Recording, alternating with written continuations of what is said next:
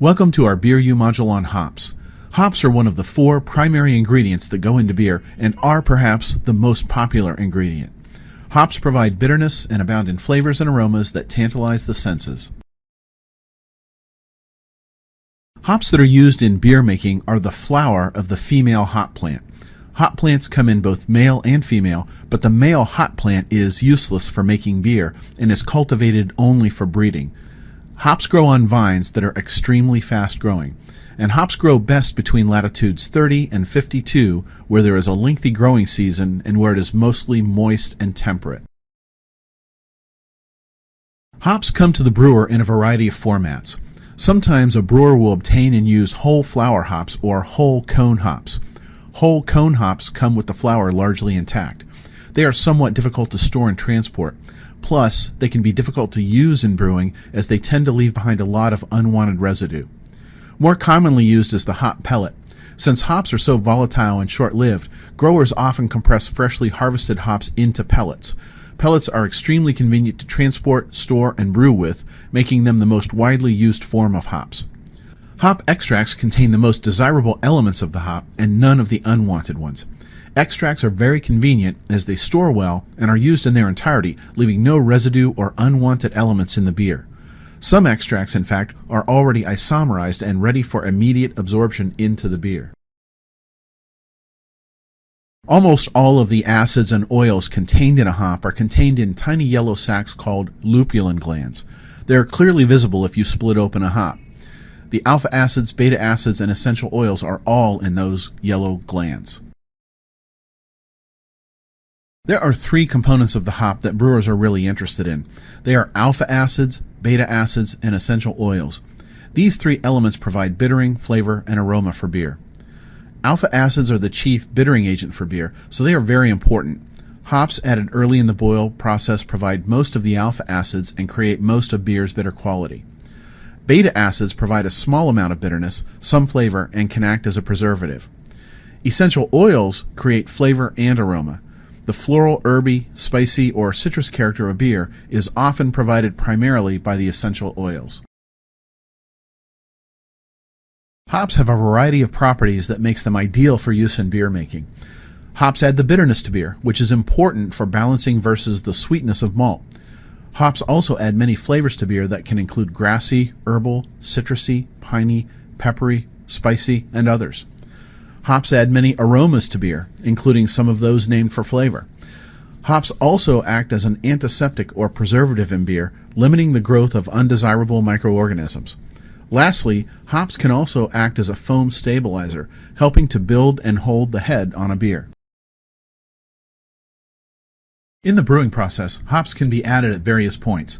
They can be added during the boil, the whirlpool, during fermentation, or maturation. Hops added early in the boil are usually bittering hops. Hops added mid-boil are for flavor. Hops added late in the boil typically provide flavor and aroma, and hops added during fermentation or maturation are added for aroma. 3 of the elements that hops add to beer are sensory. The bitter quality of hops helps to offset the natural sweetness of the malt in beer. Bittering hops are added early in the boil portion of the brewing process because needed compounds in hops have to be modified to make them useful. During the boil, a process called isomerization occurs, which helps to make the hops water-soluble, allowing the beer to absorb and retain the desired compounds. Bittering hops may not always add very much flavor, though. Flavor hops can be added almost anywhere during the boil, but the longer the hops spend in the boil, the less flavor they impart to the beer. So adding flavor hops near the end of the boil is common. Aroma hops are added later in the boil or even prior to and during fermentation. Adding hops late in the boil prevents the desirable aroma qualities from dissipating during the boil process. Hops have a natural ability to ward off certain bacteria and are a natural antiseptic. Beer, especially in its early unfermented form, is full of sugars and nutrients that many bacteria would love to feast on. The alpha acids in hops not only provide bitterness, but they also act as a natural antibiotic, killing off many invading microorganisms. Belgian brewers often had hops that have been aged for at least 2 years to their lambics. 2-year-old hops contribute almost nothing as far as flavor, but they are still prized for their antibacterial properties. Almost every hop that is harvested worldwide is used for brewing beer, but there are a couple of exceptions. In some countries, sodas are made with hops. These sodas probably evolved as non-alcoholic versions of beer. Barley malt is even present in some of them. Julmust is a popular drink in Sweden, and Malta is popular in Latin America. Additionally, herbal medicine makes some use of hops. They are used to treat anxiety, restlessness, and insomnia. In some instances, hop-filled pillows are even recommended for sleeplessness. Hops apparently originated in China, perhaps Mongolia, many millennia ago. From there they spread both east and west to many parts of the world. Their original use in brewing and how they were adopted for this use are unknown. We do know that between the 6th and 9th centuries that hops were being cultivated for use in brewing in France and western Switzerland. From the 10th century or so and beyond, hops began to slowly spread throughout Europe. Prior to about 1,000 years ago, most beers were brewed without hops and were flavored with a combination of herbs and seasonings. It was called gruit. Starting around the year 1100, beer with hops began to overtake gruit in popularity until gruit all but disappeared. What caused this shift in taste? Some people believe that religion caused it. Some medieval writers speak of the hallucinogenic properties of gruit and its ability to increase sexual desire. So it could be argued that the church warned against the drinking of gruit and favored less stimulating hopped beers, but the evidence to support that is sketchy. It could also be that brewers found the preservative and flavor properties of hops to be more advantageous to those of gruit, but frankly, we might never know the true answer. We only know that hops ultimately prevailed, and that by about the year 1200, hops were widely documented for their use in brewing. What we do know is that hops gained popularity in many places. No one city or region can claim responsibility for the adoption of hops or for the mastery of their use in brewing. In the 16th century, a botanist named Leonard Fuchs wrote a book called De Historia Stirpium Commentari Insignis, which translates as Notable Commentary on the History of Plants. In that book, Fuchs credited a Roman soldier and naturalist named Pliny the Elder for identifying and writing about hops in Pliny's landmark 1st century book, Naturalis Historia. Pliny's Naturalis Historia was indeed the most comprehensive book on the natural world ever undertaken to that point, but it seems that Mr. Fuchs was mistaken about Pliny's mention of hops. Quite likely, the plant that Pliny spoke about wasn't hops at all, but something entirely different. But for several centuries now, we've been giving Pliny the credit for writing about hops, based on Mr. Fuchs' mistake. Perhaps the earliest known scientific reference to hops comes from Saint Hildegard von Bingen, who lived during the 12th century. Hildegard wrote many texts on botanicals, and in one of them, called Physica, she referred to the use of hops in the brewing of beer. Hildegard wrote extensively about the world around her and the natural sciences. She was a writer, composer, philosopher, and spiritual leader. She was truly a Renaissance woman, despite having lived and died a couple of centuries prior to the actual Renaissance. A number of beers have been brewed in recent years that bear her name. Hop plants are perennials, which means the same plant continues to live for more than 1 year. Many other crops are annuals and need to be grown from scratch every year. And like other vines, hops are climbers. Most growers erect posts and string wires to allow the vines to climb and hang, which encourages the most amount of growth. Hops can also grow very rapidly, and in perfect conditions, a hop plant can grow almost 3 feet a day. Hop growers call their fields hop fields, hop yards, or hop gardens. Hops are normally harvested during the late summer, which means late August and early September in the northern hemisphere. Harvesting hops, like harvesting many other crops, is hard work, and prior to the introduction of many of today's farm machines, hop harvesting was done entirely by hand and required many laborers to gather on hop farms to complete the harvest. In 1931, author George Orwell even spent part of his summer picking hops, an experience he wrote about in his diaries. At harvest time, separating the cones from the vines and leaves is a very tough job. It was made easier in 1909 when Emil Horst invented a mechanical separator just for hops. Hops begin to lose moisture right after picking, so most processing is done at the hop farm as soon as the hops are picked. If they are not processed right away, they begin losing many of the elements that brewers desire to use. Processing begins with cutting the hop vines. The vines are then stripped to separate the cones from the vines and leaves. Then the hop cones are dried or kilned, then stored or packed for shipment. In the 19th and 20th centuries, many hop processing structures were built in hop-growing regions of England and the northwestern United States. Many of those structures still stand today. They are called hop kilns, oasts, or oast houses. Here's a video of an actual hop harvest. This is Bob Mack of World Class Beer. In September 2008, I had the pleasure of visiting the farm Johan de Rijk to begin the video in Watou, When you're done with the video, press the next to be there during the hop harvest. This was September, so we just caught the tail end of hop harvest season.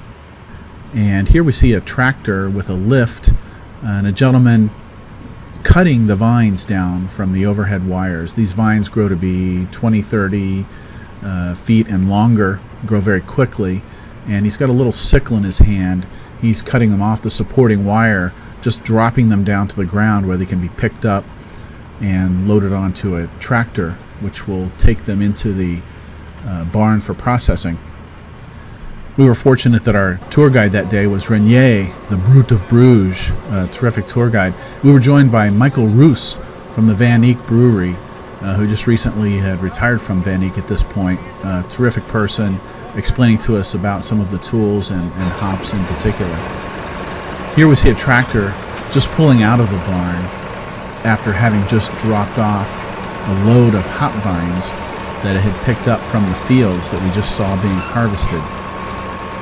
This trailer is really specifically built to hold hop vines and transport them as gently as possible back to the barn, where it's important that they get processed as quickly as possible because the hops start to lose their power immediately upon harvest. So they're going to be processed right away. Here a worker is going to load hop vines into a stripping machine. That machine kind of grabs onto the vine and starts pulling it through a stripper, which will separate the cones and flowers from the leaves, vine, twigs, etc. So that machine, once it's loaded, just starts pulling vines through and then stripping them. You see the vine being pulled through the machine, and in just a moment you're going to see nothing but hop cones or flowers now coming up a conveyor belt by themselves after having been stripped off the vines. And then they're going to be taken and dried immediately at the upper levels of the barn. There are hundreds of varieties of hops, and we can't talk about all of them here, but we can highlight the major hop-growing regions of the world. Much of the world's hops come from America, England, and continental Europe, specifically Germany, the Czech Republic, and Belgium, as well as from the southern hemisphere, most notably Australia and New Zealand. Hops grow reasonably well throughout much of the northern United States, but the primary American growing regions are in the Pacific Northwest. Washington State's Yakima Valley and Oregon's Willamette Valley are the two most notable of those growing regions. American hop varieties are known for their high alpha acid content and their fruity, citrus, pine, and resiny character. Although those flavors and aromas exist in other hop varieties, American hops often contain higher than average levels of them. American hops come in a large number of varieties with many popular hop names beginning with the letter C. Cascade, Columbus, Centennial, and Citra are examples. Amarillo, Simcoe, and Willamette hops are among many of the other varieties of American hops. England is a large and traditional producer of hops that has exported hops to many other parts of the world for centuries. The two most popular and notable English varieties are Goldings and Fuggles. Kent County in southeastern England is the largest hop-growing area in England and is home to Kent Goldings, also known as East Kent Goldings or EKG when they are grown in eastern Kent County. EKG hops are very highly regarded. English hops are also known to be the forebears of many American varieties and have some similar qualities, albeit on a more subdued level, as alpha acid content in English hops is not as high as it is in the average American hop. Fruity flavors are common, with many hops featuring grassy or earthy flavors.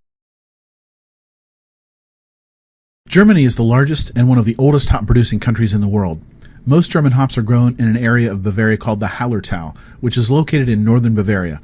Hop cultivation is documented here all the way back to the year 736.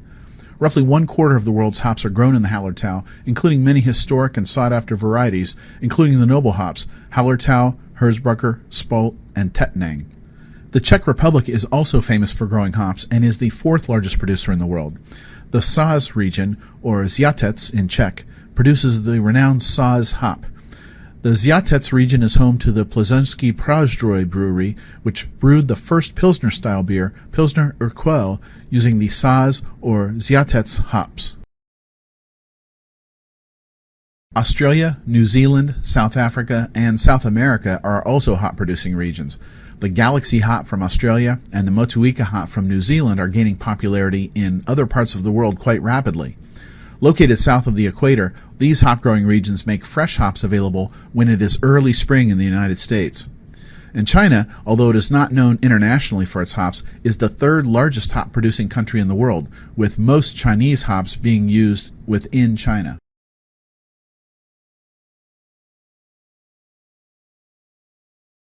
The boil process tends to dissipate some essential hop oils that create aroma, so aroma hops are added late in the boil or after it when the oils can be retained. This is called dry hopping.